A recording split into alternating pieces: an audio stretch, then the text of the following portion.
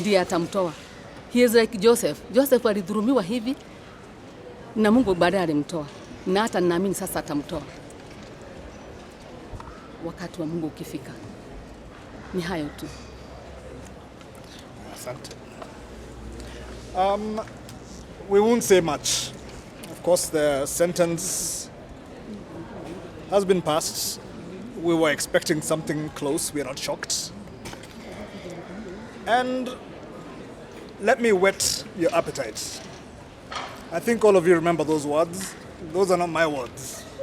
Those are the words of the Honorable Lady Justice Nzioka when she was passing the sentence on Jowie. We all remember those words. Let me whet your appetite. We affirm in our belief that during this whole process, the Honorable Lady Justice, with respect, was playing to the gallery and aiming at placating the court of the public. And this is why we are adamant in our belief that that judgment delivered in court, completely and substantially different from the written judgment, because it was made to placate the public. Jowie is innocent, and at the Court of Appeal, we will be vindicated. The notice of appeal is ready. We're just waiting for a little time to maybe further discuss before we proceed. But one thing is clear. The Honorable Justice built a mountain out of the clothes that Jowie wore, especially those brown khaki shorts. She had to build a mountain on those shorts. Why? Because those are the only things that she had that would link Jowie to the death of Monica Kimani. Purportedly because a drop of blood was found with Monica's DNA on those shorts. That was the only link, apart from all the rubbish circumstantial evidence. That was the only link that this court had to lay its case on. But then, were those the same shorts that Jowie wore? The defense was adamant that those shorts which were exhibited in court were not the same shorts that Jowie wore. The prosecution's own witness said that the shorts that Jowie had on had side pockets and were brown khaki. The shorts that were brought into court purportedly with DNA did not have side pockets. These were different shorts.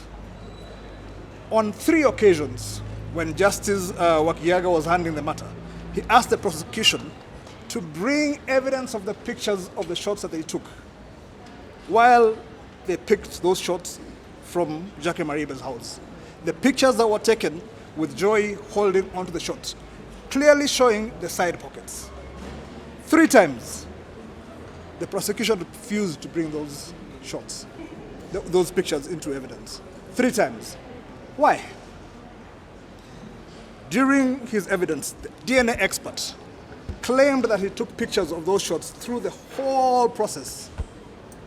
But when asked to bring the pictures of those shots to court, again, refused. Why? It is rather obvious.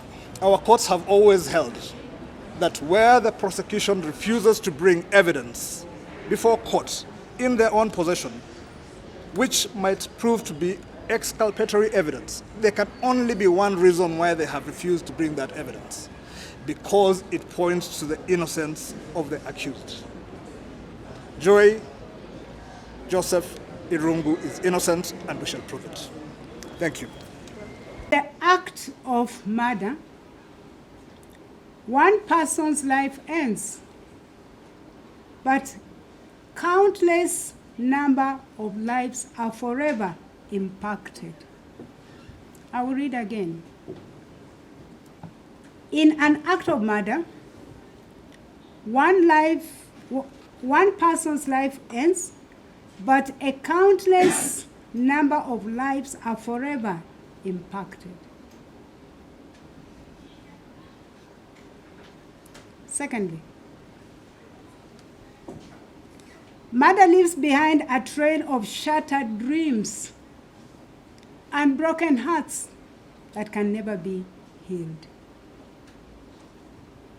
Murder leaves behind a trail of shattered dreams and broken hearts that can never be healed.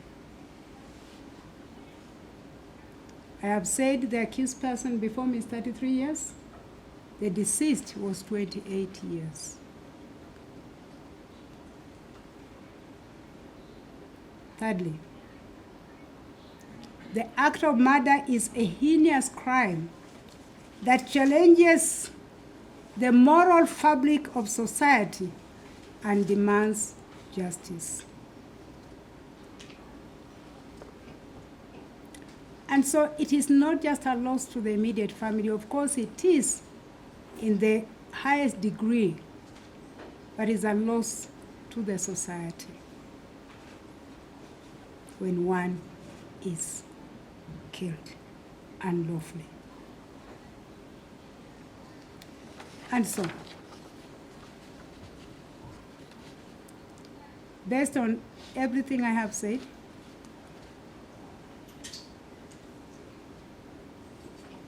I have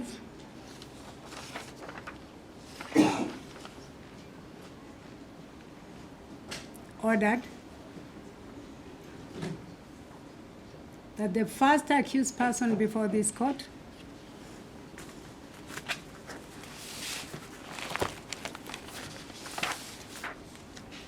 being Joseph Kuria Irungu alias Jowie,